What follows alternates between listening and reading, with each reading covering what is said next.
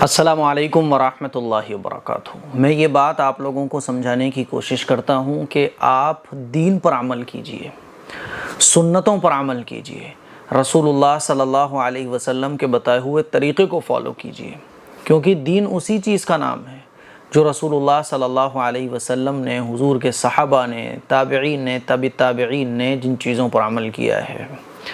محرم کے مہینے میں طرح طرح کی غلط چیزیں ہمارے معاشرے میں پھیلی ہوئی ہیں اور لوگ انہی چیزوں کو فالو کرتے ہیں۔ دیکھیے، آپ کو لوگ رات بھر تعزیے کے پاس بیٹھے ہوئے نظر آئیں گے لیکن مسجد میں جانے کو تیار نہیں ہوں گے۔ میں نے بہت سارے لوگوں کو دیکھا ہے کہ عشاء کی نماز جب میں پڑھنے جاتا ہوں تو تعزیے بنا رہے ہوتے ہیں، ٹھیک ہے، مسجد کے سامنے ہی تعزیے بنا رہے ہوتے ہیں، اور پھر صبح جب میں فجر کی نماز کے لیے جا رہا ہوتا ہوں تو وہ اونگ رہا ہوتا ہے تعزیے کے پاس بیٹھ کے، پوری رات اس نے تعزیے کی دیکھ بھال کی لیکن مسجد نہیں آئے گا۔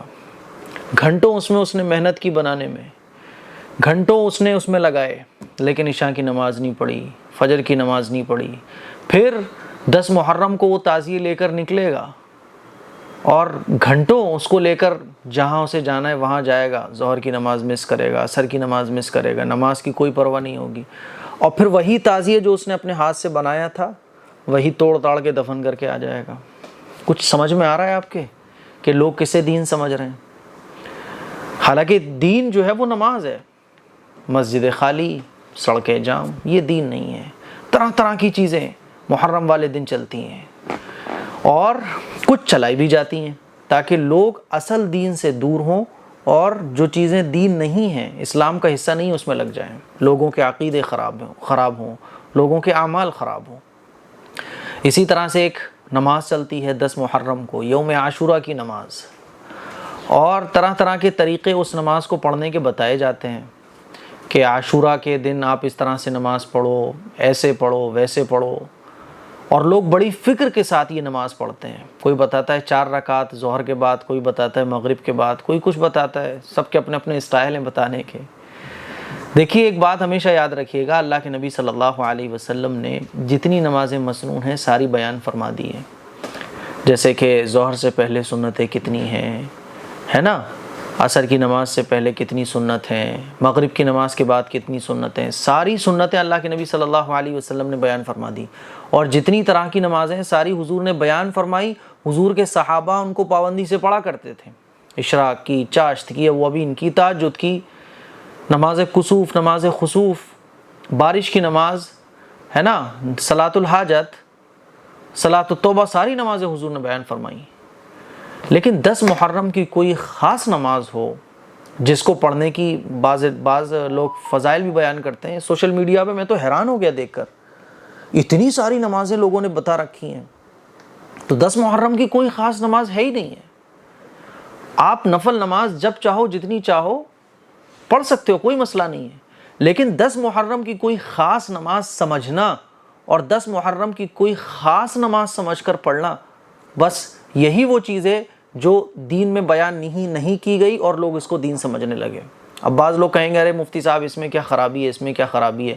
میں ہر بار یہ چیز بتاتا ہوں، پھر بتا رہا ہوں کہ خرابی ہے، کیونکہ جب آپ 10 محرم کی کوئی خاص نماز سمجھ کے پڑھ رہے ہو نا، تو آپ کے مائنڈ میں وہ نماز ایک خاص نماز ہے، حالانکہ شریعت میں وہ نماز ہے ہی نہیں ہے کوئی خاص نماز، کیونکہ اسلام تو وہ ہے کہ اسلام نے جو چیزیں بیان فرمائی ہیں اور جس لیول پر بیان فرمائی ہیں اس کو اسی لیول پر سمجھ کر عمل کرنا، اور اتنا ہی سمجھنا جتنا اسلام نے سمجھایا ہے۔ جیسے کہ دیکھو، اللہ کے نبی صلی اللہ علیہ وسلم نے ظہر سے پہلے 4 رکعت سنتیں پڑھی ہیں، ظہر کی نماز پڑھنے سے پہلے ہم لوگ سب پڑھتے ہیں، سنت سمجھ کے پڑھیں، لیکن کوئی اگر انہی سنتوں کو فرض سمجھنے لگے تو وہ غلط کرے گا، کیونکہ سنت کو سنت سمجھ کے عمل کرنا ہے۔ کوئی 4 کی جگہ 6 پڑھنے لگے تو وہ غلط پڑھے گا، کیونکہ اللہ کے نبی نے 4 ہی پڑھی ہیں اور 4 ہی پڑھنے کا حکم دیا ہے، 4 ہی صحابہ اکرام پڑھا کرتے تھے۔ کوئی ان سنتوں کو سنت نہ سمجھے، نفل سمجھنے لگے، وہ غلط کر رہا ہے۔ تو پتہ یہ چلا کہ شریعت نے جو چیز بیان کی ہے اس کو بیان کیا جائے، جتنی جو چیز سمجھائی ہے اتنا سمجھا جائے، نہ اس سے بڑھایا جائے نہ اس سے گھٹایا جائے، اسی لیول پر رکھا جائے۔ اب 10 محرم کی کوئی نماز حضور نے بیان نہیں فرمائی۔ اگر 10 محرم کی کوئی نماز ہوتی، کوئی خاص نماز ہوتی، ویسے تو نفل نماز آپ خوب پڑھیے، 10 محرم کو پڑھیے، 11 میں پڑھیے، 12 میں پڑھیے، وہ تو آپ کسی دن بھی پڑھ سکتے ہو، لیکن 10 محرم کی کوئی خاص نماز اگر ہوتی تو حضور ضرور بیان فرماتے ہیں۔ اس کا سب سے بڑا نقصان یہ ہوتا ہے کہ جب یہ چیزیں دھیرے دھیرے چلتی ہیں تو 10 سال بعد 20 سال کے بعد یہ چیزیں مضبوط ہوتی چلی جاتی ہیں، اور پھر آپ ایک جنریشن گزرنے کے بعد دیکھیں گے کہ ہماری آنے والی نسل ان نمازوں کو جو سنت نہیں ہے سنت سمجھے گی، اور جو سنتیں ہیں ان پر عمل نہیں کرے گی۔ جیسا کہ آپ دیکھ رہے ہیں 10 محرم کو سارے کام وہ ہو رہے ہوتے ہیں جو رسول اللہ صلی اللہ علیہ وسلم نے نہ بیان فرمائے ہیں، نہ حضور کے صحابہ نے ان کاموں کو کیا ہے، نہ ان کا دین میں کوئی ثبوت ہے، اور جو فرض ہیں، جو واجبات ہیں، جو سنتیں ہیں، ان کی کوئی فکر نہیں ہے۔ یہ چیزیں ہم خوب دیکھ سکتے ہیں۔ اسی لیے میرے عزیز بھائیوں، دین کو سمجھنا بڑا ضروری ہے۔ یوم عاشورہ کی نماز، 10 محرم کی نماز، 4 رکعت ایسے پڑھ لو، یہ ہو جائے گا وہ ہو جائے گا، میرے بھائی ایسی کوئی نماز ہی نہیں ہے۔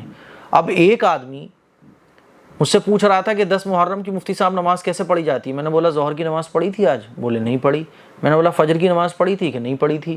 میں نے پوچھا کل عشاء کی نماز پڑھی تھی کہ نہیں پڑھی تھی؟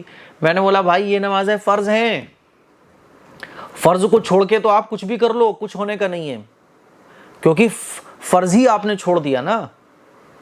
اب لوگ 10 محرم میں عاشورہ کی نماز پوچھ رہے ہیں، حالانکہ انہوں نے اس دن ظہر کی اور فجر کی نماز نہیں پڑھی ہوتی ہے، عشاء کی نماز نہیں پڑھی ہوتی ہے، محرم کے دوسرے اعمال میں لگے ہوئے ہیں جن کا قرآن و حدیث سے کوئی ثبوت نہیں ہے، اور جو چیزیں قرآن و حدیث سے ثابت ہیں ان کو چھوڑے ہوئے ہیں۔ تو میرے عزیز بھائیوں، اس چیز کا نام دین نہیں ہے۔